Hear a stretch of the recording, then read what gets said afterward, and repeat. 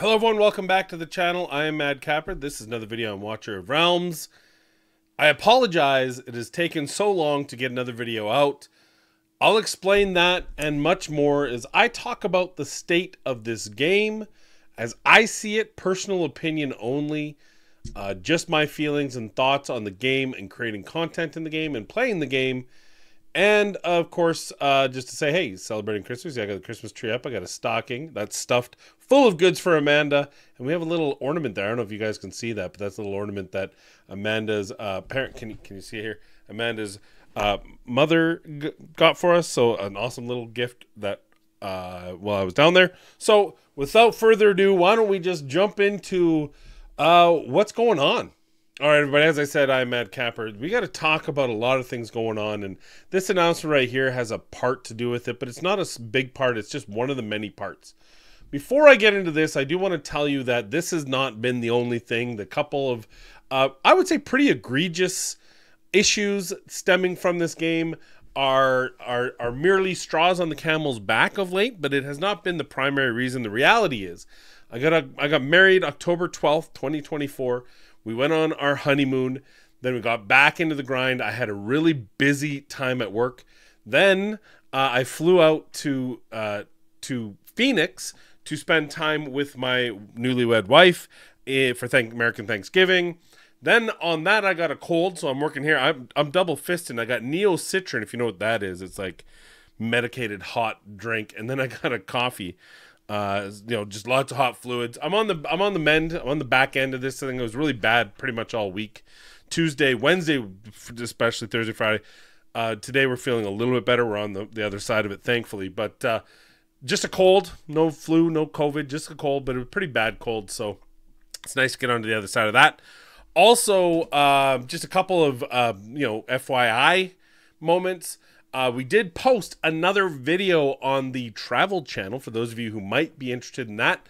Amanda and I are doing a travel blog of our adventures. It's going to be no set date. It's not going to be a weekly thing. So it's just an opportunity for you guys at your own leisure to check out what we've been up to. The first one was our 3-part series on the Disney Wish, doing a review of Halloween on the High Seas for our honeymoon vacation.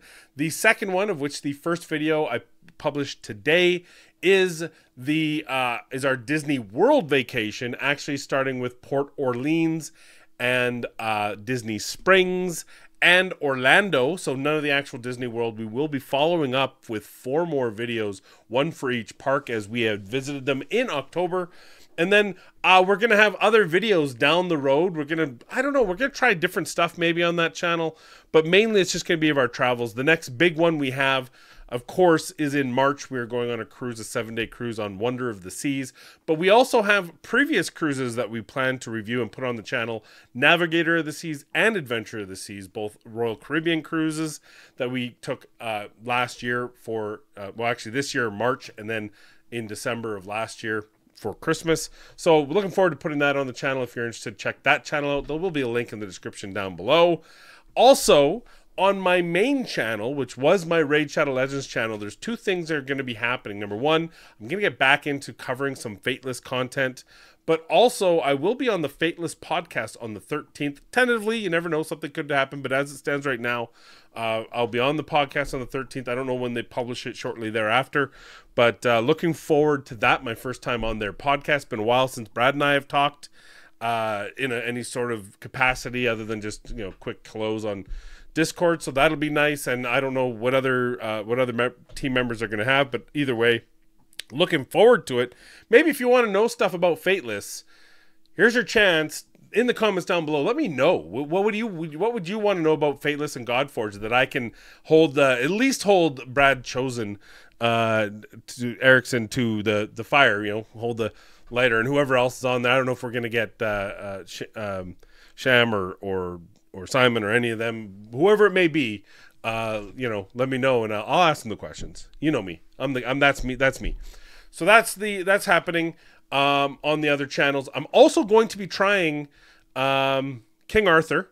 Unfortunately, they had reached out about a possible collab. I told them what I wanted, and I'm peanuts, and they didn't come back to me. I was hoping to make some money off it for a sponsorship, but either way, we're going to do a first look at King Arthur. I think that'll be exciting on the other channel as well. So that's all the stuff happening. Now let's talk about what's going on in this game.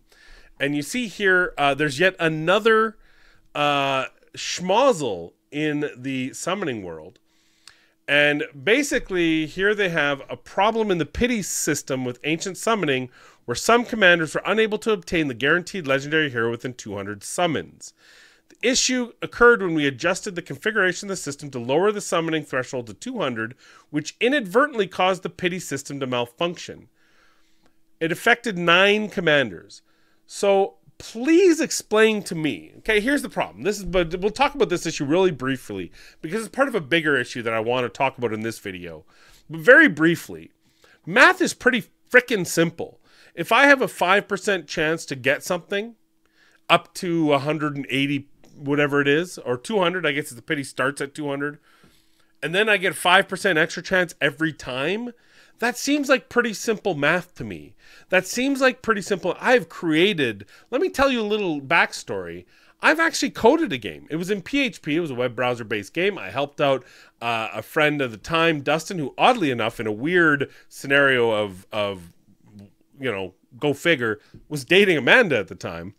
I was dating their roommate at the time, 21 years ago, 22 years ago. But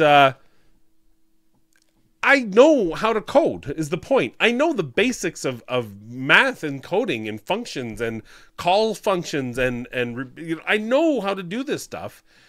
I'm not an expert. That's why I'm doing this now. I'm in the pharmaceutical world, not the big pharma side. I'm on the end user. I'm on the retail side. But I understand the basics of coding, and how you mess this up with the configuration tells me that you've got a more complex configuration than should be. And that's what caused the issue, which then brings to question a little bit of the integrity of the game to me. And that's the bigger issue I want to talk about. Because this issue, which they'll get fixed, and in of itself, if it was an isolated incident, it would be like, okay, it seems a little bit weird, but okay, you're going to help them out. They're going to give you all the things back, and they're going to do this and whatever. Okay, whatever. But this is piggybacking off of the issue of the rare and legendary summoning crystals that had a set pattern for all accounts. And that isolated, we're like, wow, this is really bad. They came out, they swung for the fences, I would say, in compensation. And if that was just the only thing itself, then that would be okay too.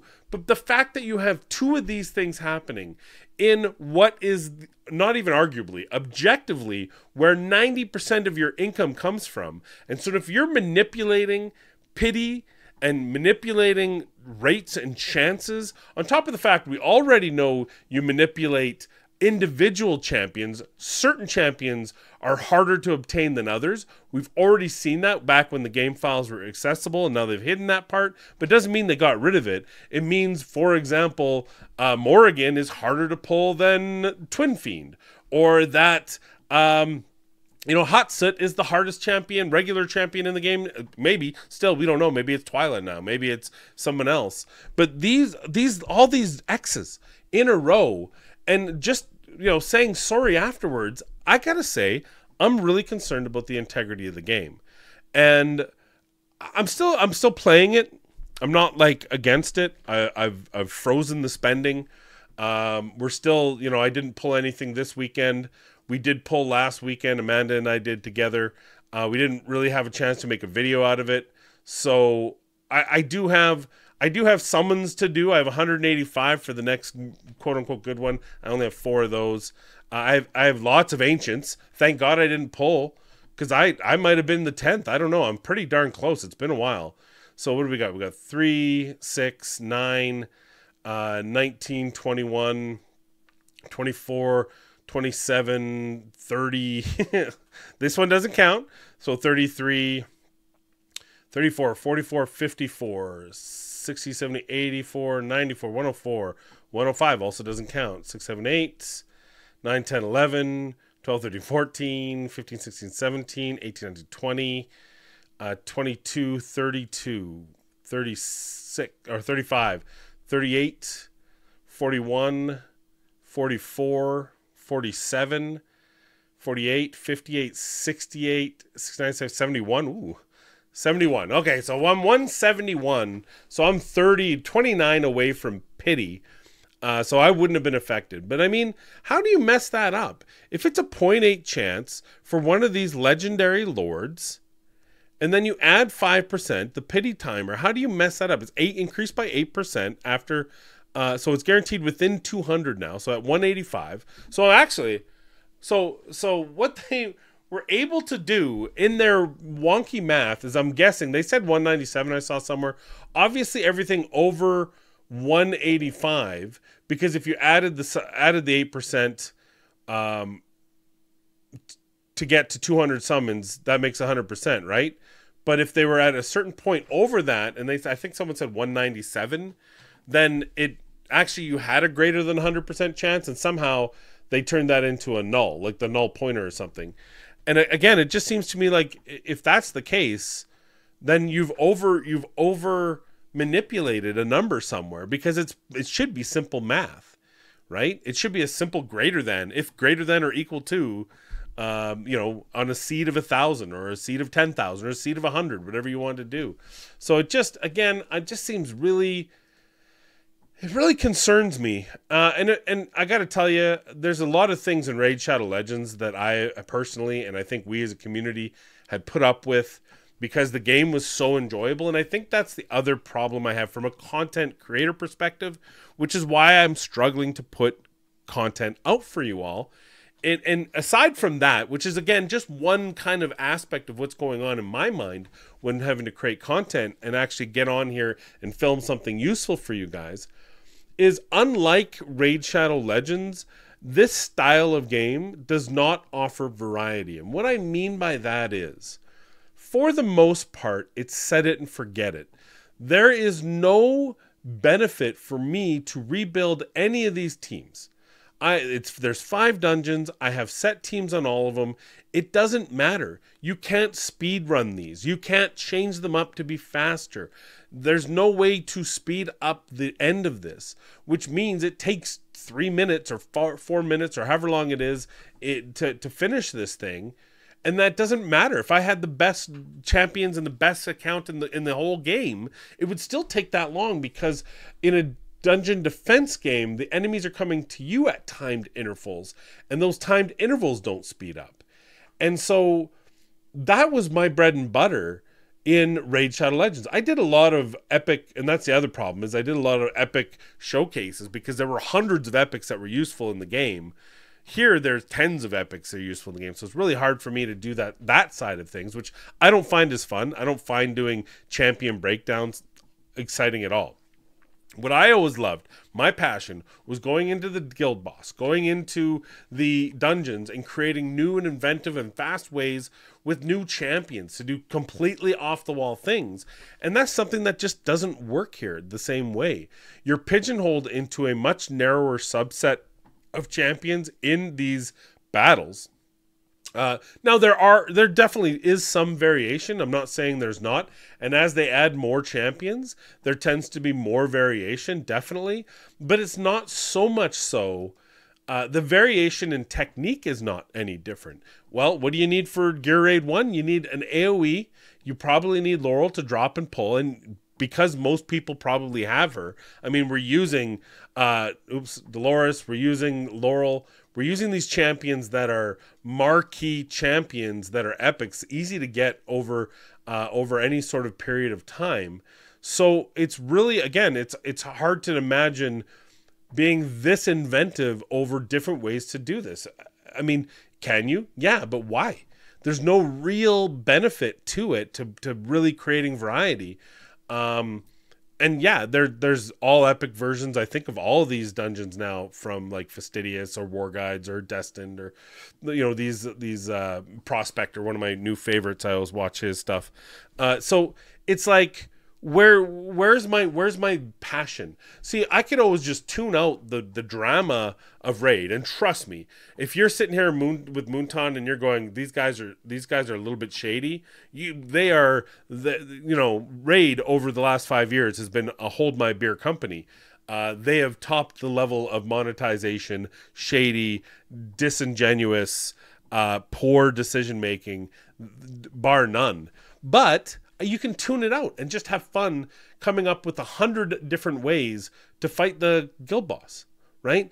And here, I mean, I will say there was a little bit of fun with Samura, because again, there was a new, hey, we got a new way of doing things, and there's a suddenly, but now again, it's gotten to the point where, well, it's once a week. I just got to do my 120. There's a couple variations. I switched it up this time.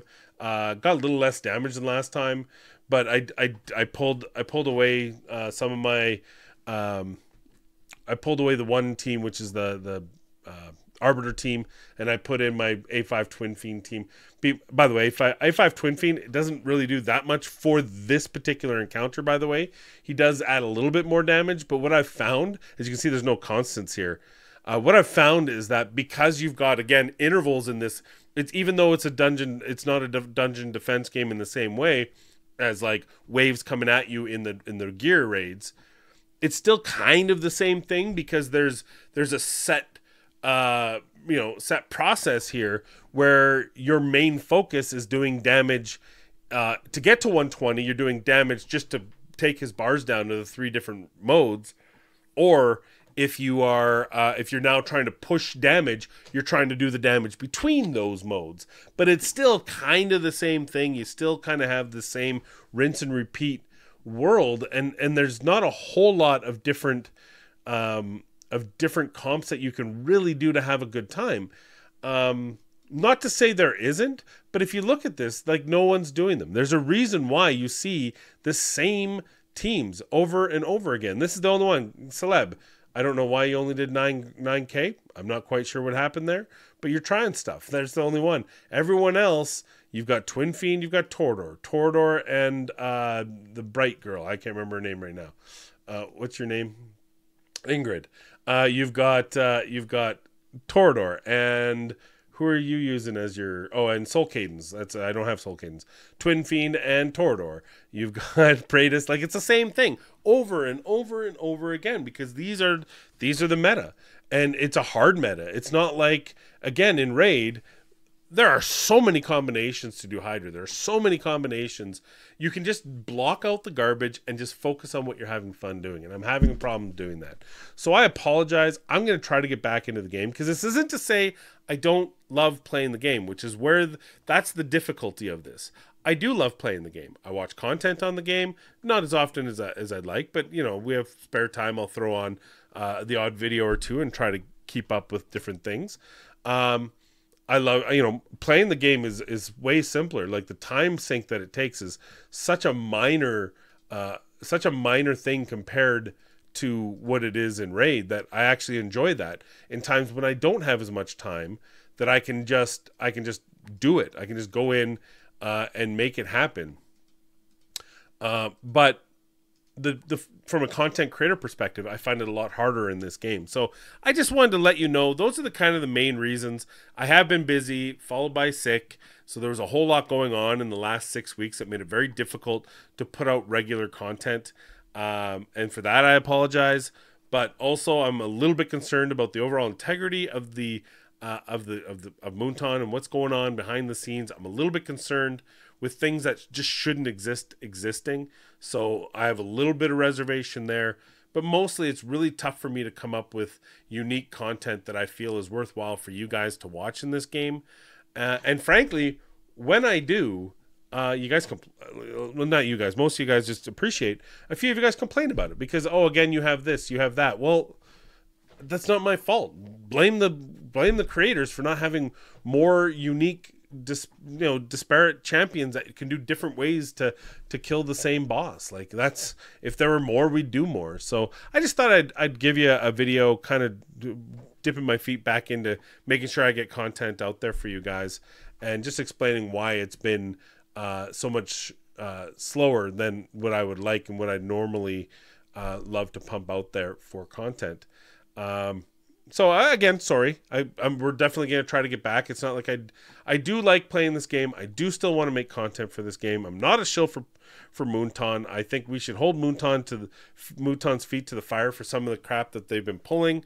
And yeah, do a no spend through December. We did that in Raid Shadow Legends. I don't know if it hurt or helped, but it made me feel good. I think it made those of us who did that, the no dime December. Maybe we do that. We just say, look, it's time for you guys to be up on the up and up. Maybe it's just coincidence twice in a row, but the reality is you've had two very bad looks in a row regarding summons, which is where people spend their money, and that just doesn't sit well. So I'm not going to spend for the rest of December. I am, however, going to do content for the rest of December.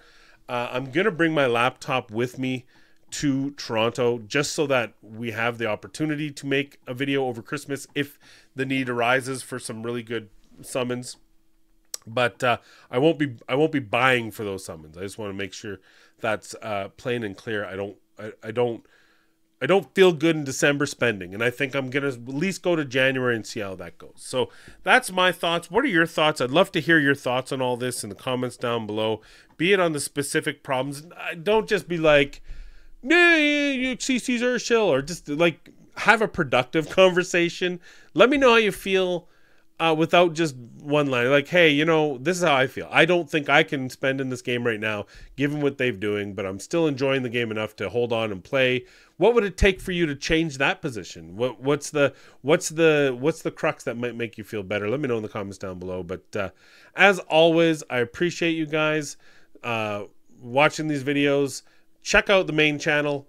Check out the travel channel. New video coming soon on the main channel. New video out on the travel channel. And of course, as always, please be kind, be safe, and we'll see you in the next video.